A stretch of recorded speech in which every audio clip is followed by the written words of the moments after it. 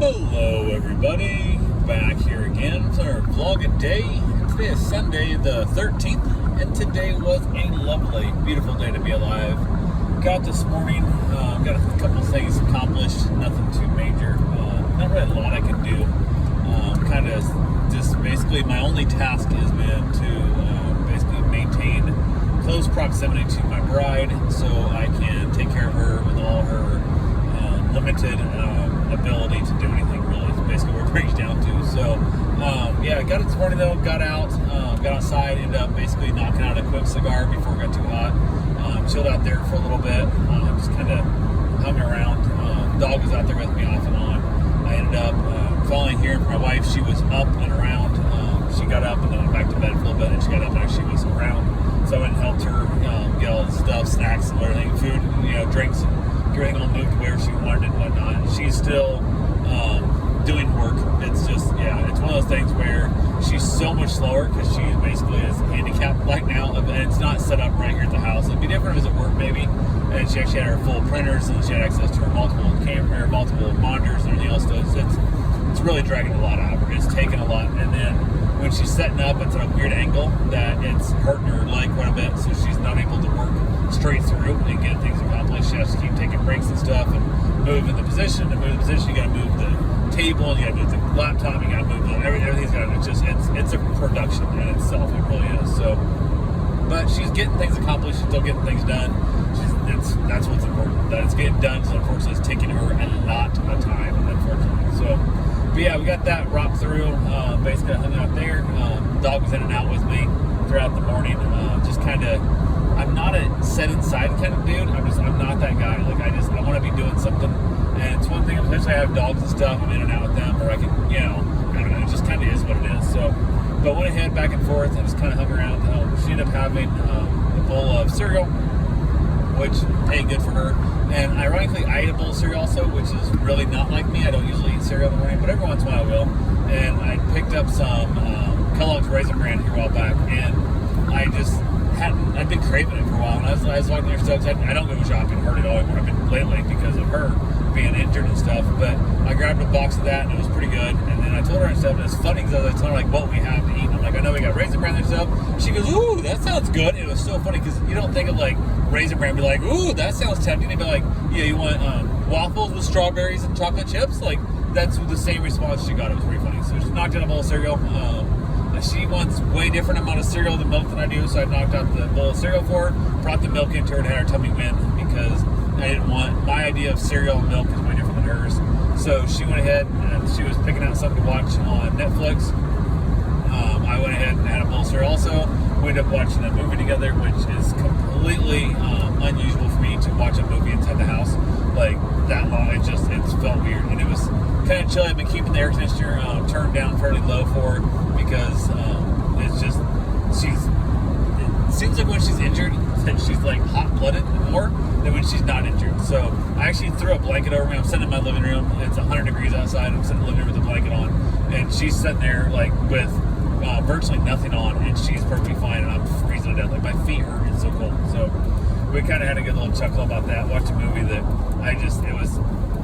it was all right. It was not great. It was not one I would recommend to anybody else, but it kind of made us laugh. She enjoyed it more than I did, but it was not really my biggest cup of tea. But it was on our list of things, so I put it in the Netflix queue at some point of something we should watch together type thing, which normally that would have been one of the ones that most likely I was thinking I put in the queue as I'm going to lay behind her on the couch, I'm going to nap while she lays in front of me and watch the movie, and then I get credit for watching a chick flick with my wife while she's watching a chick flick and all I'm doing is sleeping. So there is a much better way to go in that process. So, but yeah, I went ahead and got that done. Then from there I headed back outside, went and cleaned the pool. The pool was a mess. It was absolutely just a mess. I put the tarp over it, and I don't have the tarp's not tight kind of thing, and it doesn't have. I need to get some big inner tubes or something to basically create like a dome effect to roll it off. And it basically attracted a bunch of water, but it did its job. So all the leaves are in there, and the water turned like tannin, like it was like very stiff tea, like brown. It was so brown in there. It was it wasn't quite like chocolate milk or quite like coffee, but it was very strong tea brown. And I was like, man, if that spills into my pool, it's gonna be a mess. Which I'm assuming the chlorine would knock it out because the leaves tannin on their own, when they're not inside the tarp, but it goes away. But I kind of did a little bit of me wanted to just flip the tarp over and just see how long it took to clear out. But if I just tanned my water brown just because this is an experiment and I ruined my pool, I'd be really pissed off. So I was like, I'm just going to try to do the best I can. So I tried pulling the tarp from different angles and stuff, and I thought, well, I can just push up a little bit of it and I can get to the edge, and I can't get that water out of there for nothing. It was ridiculous. I fought, and you don't realize, it's 8 to 10 pounds a gallon when you figure by the time you put the tarp into anything else and stuff. It's, it's just, holy crap, I couldn't do it. So I went and grabbed the vacuum hose that we used to vacuum the pool, and instead of hooking it, I can't hook it into my vacuum pump. So I actually created a siphon on an 1.5-inch hose and then chucked it off the side of the pool. So I'm draining my pool down. And then I capped it real quick. I put a lot more hose in the pool, capped it, stuck it inside the tarp, and drained my tarp cover using an 1.5-inch hose, which still took 8 minutes. It's a lot of water flow out of there. It's ridiculous stuff. But it worked out really good. It sucked a lot of the leaves and stuff down too, so it did a really good job. Chucked the tarp out there and realized I've got to get some, I got to get a bigger tarp for one. I think I need a little bigger tarp.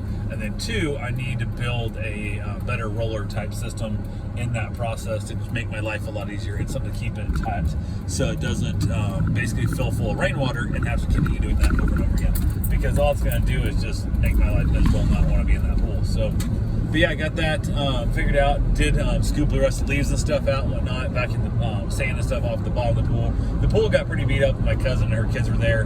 They tracked a lot of I don't know if it's just that many extra people in there playing around, jumping around, splashing there for quite a while.